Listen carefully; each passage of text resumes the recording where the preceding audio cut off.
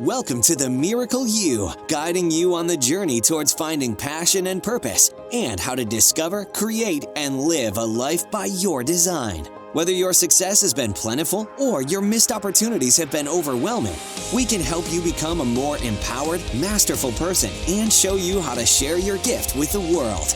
It's time to inspire change from within with the host of the Miracle You, Vince Kramer. Hello, imagination. I'm Vince Kramer, your host, and welcome to the Miracle You, where you learn about the magic of living your life by finding the example in real life. I think this is the first time I've shared the concept of forgetting as an intro to one of the podcasts. Today's guest really got me thinking about how important it is to share the understanding that when we come to this earth, we remember so much about the amazing energy that we are, and we are still in touch and in tune with the energies of the universe, source energy, God energy. And then through the education, through the experiences, through our perceptions, we forget just how important we are, just how special we are, just how unique we are. And in our forgetting, we allow that connection to go away. And it's important for each and every one of us to know that we needed to forget. There's a reason that we forget. It gives us an opportunity to experience the world in a way that we are able to develop gifts. We're able to uncover and fine-tune our talents so we can really, truly bring all of our magnificence to the world. And there comes a time then that that forgetting, it no longer serves us. There's a time for us to awaken and tap it back into the understanding of that connection, the understanding of just how amazing, just how special, and just how unique we are. So we go through the process, if you will, the rhythm of knowing, forgetting, remembering, and then being all that we can be. I'm with Timothy Stuetz today. Timothy's the Magical Kids books creator.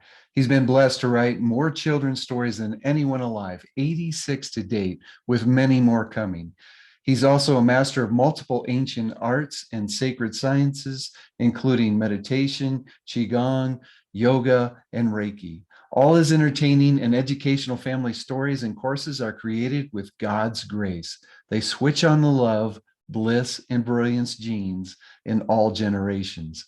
Timothy is an ordained minister, retired CPA, and the founder of Transformations, a nonprofit dedicated to assisting people of all ages achieve their maximum personal and professional potential by integrating body, mind, heart, and soul.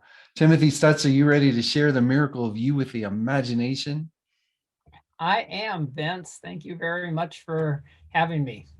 I'm so excited to share your story with the imagination and really give them an opportunity to learn about you. We're aligned, I think, in our divine intents, our reason for being here. But I think you're going to bring a special gift to the imagination today because of who you are and how you're showing up, especially for the children of the world, because I think that's so important. But you're also giving parents a way to express many concepts that, first of all, they probably didn't grow up with themselves, but secondly, really don't understand how to share it. In your books help them share it in a way that I think is going to be so beneficial for all of us. Before we delve into some really interesting questions, though, could you share a little bit more about you and the difference that you're making in the world right now? Encapsulated, I grew up and went to military school the first 6 years of my life. Had a hard transition into public school after that. because military school was really mentally oriented and public school was more physically oriented. So I had to learn how to play sports and do things that I really hadn't done much before. Yeah, and went to college and changed my majors 9 times. I loved writing ever since I was a child. I loved reading books as a child. So English and things of the arts like that really drew me. And I started out in college as a microbiology major because my grandfather said, if you grew up to be a dentist, a doctor, or a lawyer, I'll pay for your college education. And had enough schooling, didn't want to go a lawyer route, and never liked doctors in my life. And dentists were okay, so I decided I was going to be a dentist. And soon discovered that the minutia of microbiology was not in my makeup. So I finally decided I was going to be a PE teacher and minor in business and teach business classes too. And my first business class, my professor, it was an accounting class, and I was always good at math. And he said you could make a very good living out of doing this. So I switched my major to accounting and went to work for a big 8 CPA firm out of college. And that eventually led me to see that there's not a lot of integrity in big business, at least the big businesses that I was exposed to, and gradually shifted into my own CPA firm and doing my own consulting practices across the United States. And one morning woke up and knew that that was over when I woke up saying to my partner, if Hershey's can make kisses, I can make chocolate French kisses. And that led me into learning how to make chocolate and design chocolate and open up a chocolate shop. And it was in that chocolate shop that the inspiration for writing books and eventually children's stories, that's where that was born. So it's interesting that the transformation that you've had and the journey and the path from CPA to writing children's books. You just don't look at a CPA as that kind of creative person. What first of all, it's obvious that that's been in you all along and just ready to come out. What was the wake up call, or what was the message that you got that, oh, okay, it's time to even move further from your creativity in the chocolate world into sharing your creativity in books? The inspiration for that was receiving a box of an unknown big box in the chocolate shop one day from UPS, and opening it up, knowing that I had not ordered it, did not recognize the sender at all, and discovered 50 little teddy bears in there. And being a CPA and auditor and an avid reader of Hardy Boy books when I was a child, my investigative nature wanted to find out who those bears really belonged to. So I literally discovered who they belonged to and struck up a relationship with them, and actually discovered that those bears were part of their shipment, but brought into the States illegally because their broker was trying to siphon off a little bit of their product to sell on his own. I have a habit of finding things that are are hidden, that people don't want to be found. That was one of the things that led me from the transition from being a CPA to more into the healing arts before about the same time as the chocolate shop. But yeah, discovering things that companies did not want me to find. But back to the bears. The people gave me the box of bears. They said, you can have these. And I carried one of those little bears in the car with me. And one day, after a couple of weeks of carrying this bear in the car at a stoplight, I picked it up and I looked at it and I said, "Who are you?" And the little bear said, "I'm Poet Bear."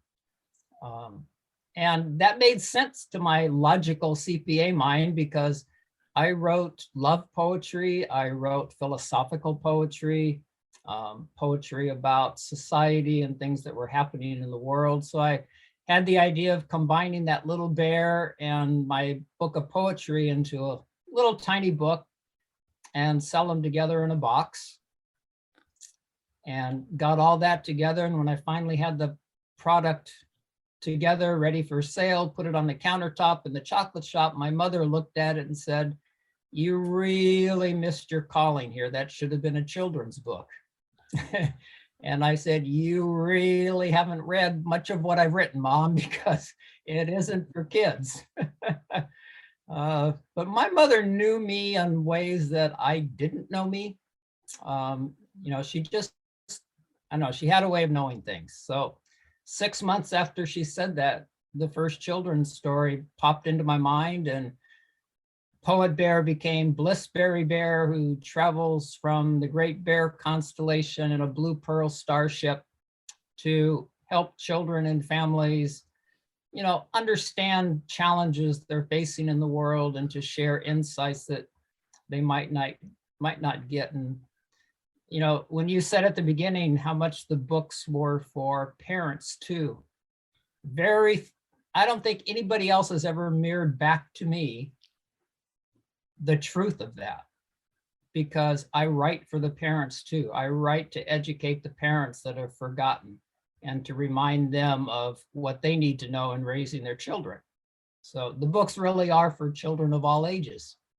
I love what you just said, and I'm always looking for the little nuggets to share with the imagination as my guests are sharing. I love what you said. The parents forgot. What did the parents forget?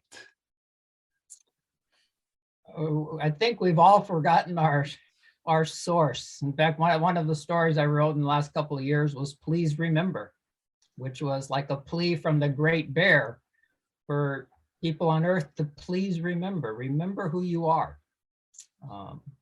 And I remember growing up, when I was 5 years old in military school, I was in the choir and we would sing "Swing Low, Sweet Chariot." And every time I sang that, I would literally see angels, I would see chariots, I would see all kinds of things. And I made the mistake of sharing that with my classmates one day on the playground. And the reaction I got literally caused me to shut myself down. I literally turned that aspect of me off. And it was the birth of my daughter that started awakening me. Again, I never went searching for a spiritual path. I never went searching to learn different healing modalities. Everything just sort of appeared. I think if people open themselves up and just allow to happen and the things to show up that are meant to show up for us, it happens that way. It's usually when we put our mind to, okay, I'm going to make this happen, that then we miss these little signs and these opportunities that you shared. Also earlier, when you were talking about your path, you shared about the fact that you shared that your grandfather and his desire for you to hold a certain occupation was kind of the direction for you. I've got a story very similar to that my grandfather wanted me to be that competing male out there that accomplished and conquered everything. What other things happened in your childhood that helped you forget? Because I love the fact that you noticed that you forgot, and we all remember things until something happens in our life that we forget. We see angels, we talk to Jesus, we know what we're here to do, and then all of a sudden something happens and it's gone because society or grandpa or even our mom and dad tell us that, this is where you need to concentrate because this is how you're going to be happy, or this is how you're going to be successful. What other things happen to help you forget? Growing up in a dysfunctional household with an alcoholic father. I remember too, one of my favorite uncle, my mom's uncle, so my great uncle, one of my favorite people as a child. And I always went up to him and gave him hugs. And they lived in Las Vegas. Whenever they came to California and first came in, I'd always give him hugs, and I'd give him hugs in the morning. And one day he pushed me away and stuck out his hand and said, "Men don't hug, they shake hands." And I got to tell you, Vince, up until even today, I don't like to shake hands because of that. So that, that was another thing that turned off the innocence. And, my father, when I started military school, promised me $1 for every A. And what he didn't realize was that in military school, you got 26 grades every quarter. And when I came home with straight A's the first time, he gave me $1 for every A and said, "That's the end." No more of this. So there were lots of things in my childhood that just pushed me to, go inside, study, buckle down, going to military school, just a whole regimented life that, turned off that innocence and turned off the ability to allow, the imagination to just be what it is, rather than trying to figure out how to stay safe and fit into what the program seemed to be. So then you said that the beginning of your awakening, so remembering, I want the imagination to really get the concept that our awakening is really us remembering what we forgot, what we came into this world knowing, and then we had this understanding of divine knowledge, we had this understanding of divine will, and then as we grew older, we moved into society's way of thinking, and we forgot, and we had to forget. There's reasons that we have to forget, and that's for another conversation.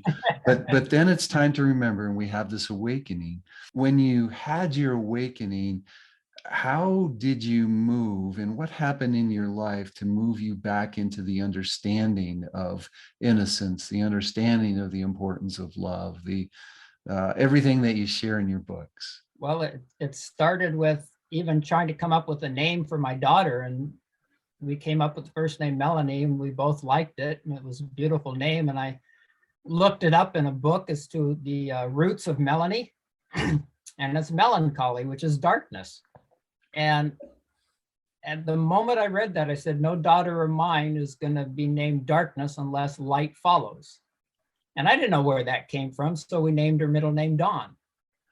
And when she was born and they separated her from her mother, she was laying there with this golden orange glow just emitting out of every pore of her being and radiating up through the ceiling. And I'd never seen anything like that. And I said, something more powerful than the birth of my daughter's taking place. I had no idea what it was.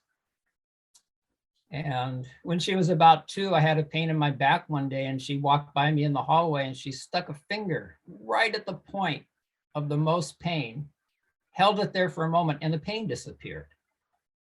And it's like, yeah, that got me thinking about different things. When she told me I couldn't sit on a swing next to her because her angel was there, that sort of got me thinking about things. And when she was 2.5, riding in the back seat of a car and we were going somewhere, and she started to describe where we were going.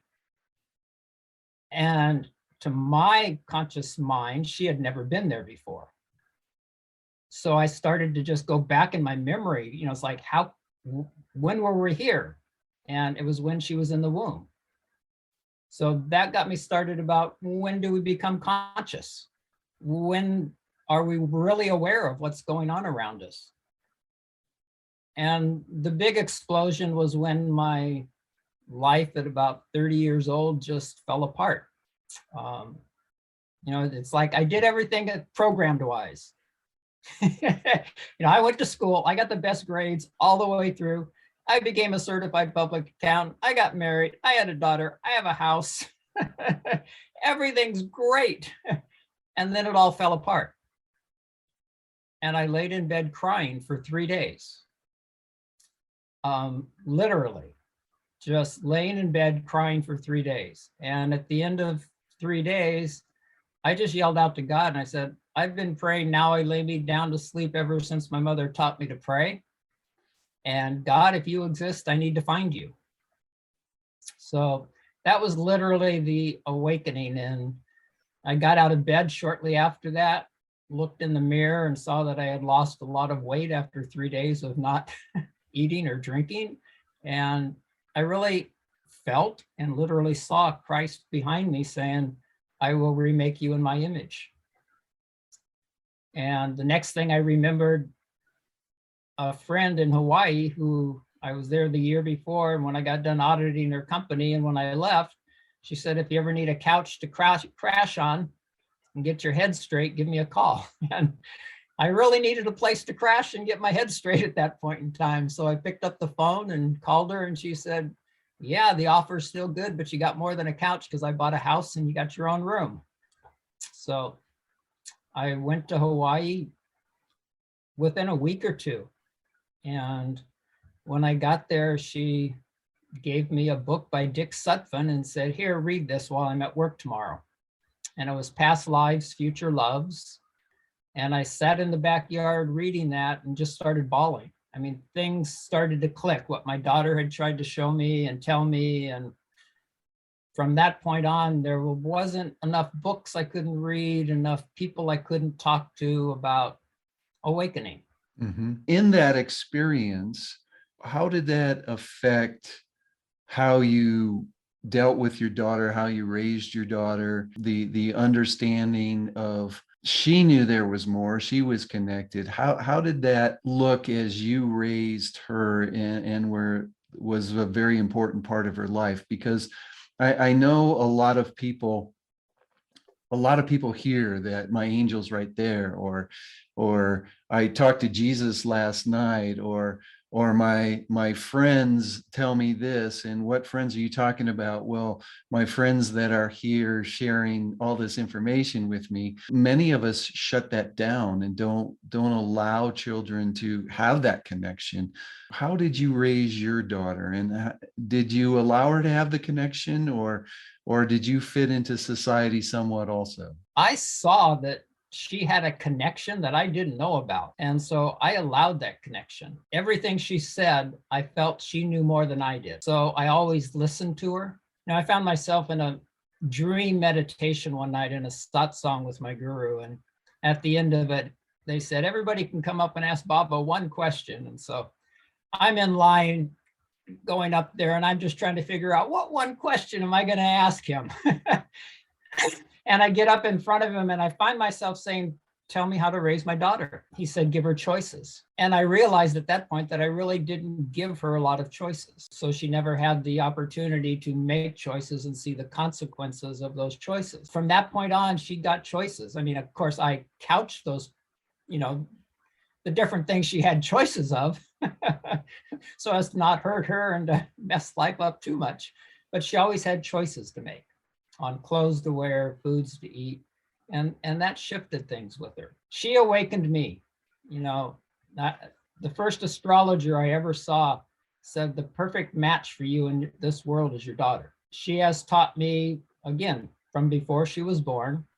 She was hit by a car on her bicycle when she was 11 years old, 10 years old, and wasn't given much of a chance of survival. And even watching her come out of the coma, she came out totally awake.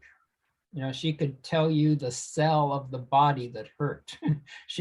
And it was torturous watching her mom, who we were separated then, go along with the hospital of shoving hamburgers down her and, trying to get the body back. It's like, no, leave this little kid alone. She's just totally tuned in. And one day when she was in the coma, I was out taking a walk around the block, and there was this little girl about 10 or 12 years old, about Melanie's age, walking towards me. And all of a sudden, just the whole world just boomed. Look, Daddy, I'm the sky. Look, Daddy, I'm the trees. Look, Daddy, I'm this little girl coming towards you.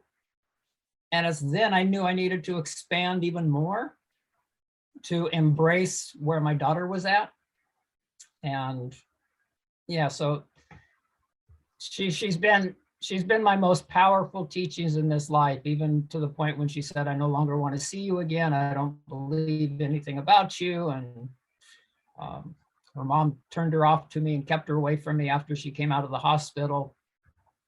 So we've only seen each other 3 times in the last 33 years. But all of that in a growth period, and growth that I would have never imagined. The thought and the experience cellularly of almost losing a child was one thing. But then when that child survives, and for them to tell you themselves, I don't want to see you, that just took me to a whole different level of acceptance and love and embracing.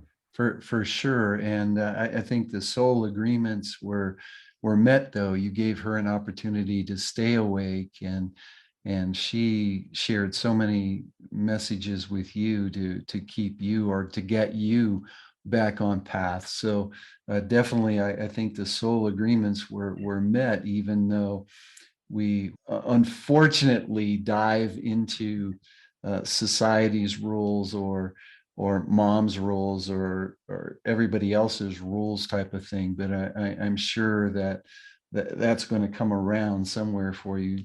86 stories. First of all, in general, could you share with the imagination what your stories are about? They're about inspiration, entertainment, education.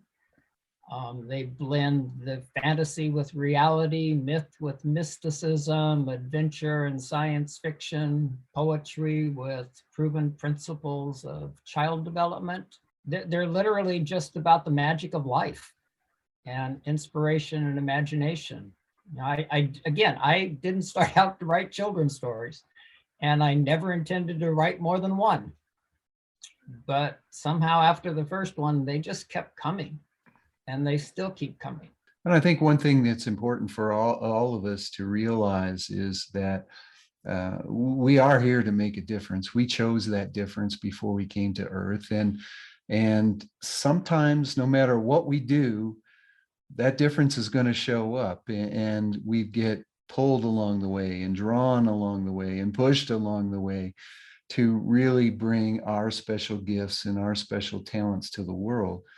What's your favorite story? Honestly, have to say every one of them is my favorite story, because to me, every one of them is a gift that comes through me. I just created 3 cover illustrations, which I normally don't do my own cover illustrations, but I had 3 stories that needed to have cover illustrations on. So I've spent the last 2 days designing covers for these stories. And as I reread the stories, it's like, I could read each of these stories a dozen times and they thrill me. Because it's not like I wrote them. It's like I'm reading something fresh for the first time. And when I get the idea for a story, I have an outline of 100 and some stories I still want to write. And I've got 10 to 12 on the drawing board right now. And when I sit to write a story, it might change from my original thought. I actually sat down to write one story and it wrote itself backwards. I started with the ending and ended up at the beginning. It's like, okay, this is a different experience. And in the last 2 years, every story has come out rhyming, which I never rhymed things before. And one of the last story, well, the next to the last story I wrote what it's called Precious Panda Pearls. And it started out as Patience the Impatient Panda, which was going to be about impatience and patience. And as I started writing the story, other P's like possibilities wanted in there and playfulness. And then it turned into the characters, turns out to be Pandananda, not just impatience. And within that story, weaved in some of the most magical Tai Chi and Qigong movements for children, some things parents can do to calm down anger in children. And it's almost like everything I've learned in meditation and Qigong and Tai Chi and yoga was put within that story, along with information about pandas and raising children. And so it's all about from the birth of a panda until he leaves home at 2.5 to 3 years. And things that the mom had to do in order to help her little cub along, that parents can use to help their little children along. So honest to God, every story's my favorite story. That's so good to hear. And what you just shared with us there just gives everyone an idea of the type of things that you share through the stories for parents, that you share for children. And I think it's important for each and every one of us, one, to really look at the fact that we're just here to keep our children safe as they learn how to be themselves and learn to grow and to experience the world in their way and create with their thoughts and feelings. So I really appreciate what you're bringing through the books and how you're sharing it. But then also the example that you are bringing to the world, Timothy, of just getting out of the way, really. I never was a writer. I never planned on writing more than one book. I wrote a book back to front. It's just an example of allowing yourself to be you and allowing the gifts and talents to come through and the true universal energy to come through you. I mean, you're channeling these books. You're channeling this information for people. I am.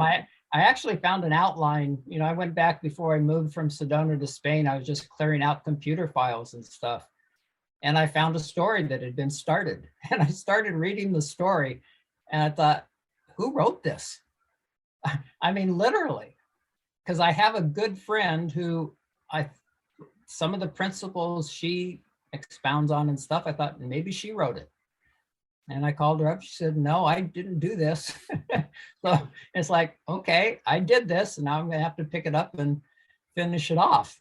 And what you just touched upon, one of the things that I've learned about children is that their creative imagination is the most powerful thing any human being has.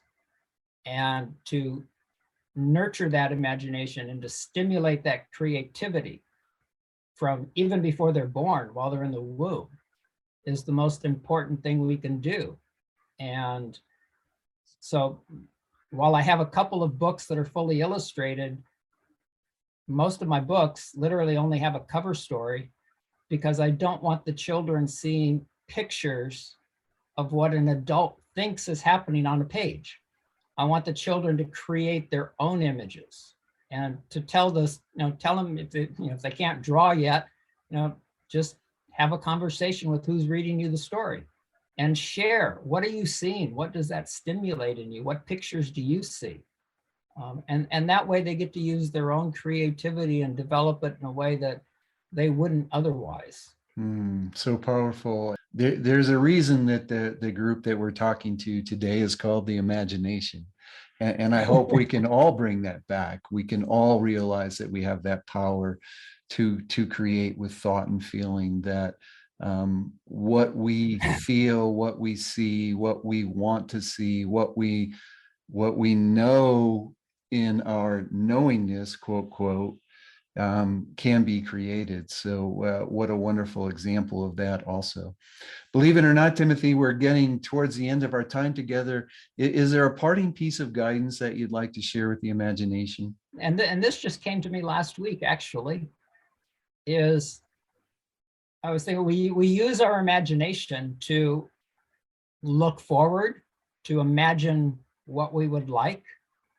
And so many people in the world are held back because of what's ingrained in the subconscious.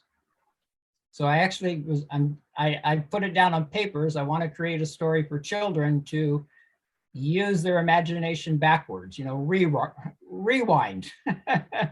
So let's reimagine your childhood. Let's reimagine what life would be like if you grew up this way, if you created your own childhood from scratch now. So yeah, it's like use your imagination to reimagine not only what you want in the past, but to imagine what you would have loved in the past and let that flow in and through you. And that will help create the life that you're dreaming of having, one where you're achieving your full potential physically, mentally, emotionally, spiritually, and you're just in flow with God's divine harmony. I get up every morning and basically give every thought, action, feeling, whatever has come before that day. It's like I just offer it up and say, please take this. And I want every thought, feeling, and action that comes through me today to be based on love and in flow with the harmony of God's divine universe. So many things in our lives, we've chosen to have a perception either through beliefs that we accepted from someone else or beliefs we developed for ourselves based on getting the love that we wanted, getting the attention, feeling safe. And all of our past is just a perception. And when we go back to imagine things, especially in a way that empower us, that support us, we truly can change the past. And it's important, and I'm glad you shared that, because it's so important for all of us to know that we can change our past, which then will definitely support our present and make a different future also. Please, Timothy, tell the listeners how they can get in touch with you, how they can learn more about you, how they can find your stories. Contact me through the website at www.timothystuetz.com. And up in the menu, there's a freebies item that has very powerful meditations for adults. It has fairy tales and songs for children. It has some guided meditations. It has some simple Qigong exercises for every age and everything else that I do there. Oh, that's very, very generous. Excellent. That's very generous. Thank you. Thank you so much. All that information will be available on Timothy's episode page. Just go to the show page for Timothy Stuetz at the miracleu.com. All that information will be available for you. Timothy, thank you so much for sharing who you are, sharing your heart, sharing your story, and really opening up the possibility and understanding for all the imagination that we can tap into this higher self that we bring to the world. We can tap into that knowledge, we can tap into that energy, and we truly can make a difference. Thank you for sharing that. Thank you, Vince, and we sure can.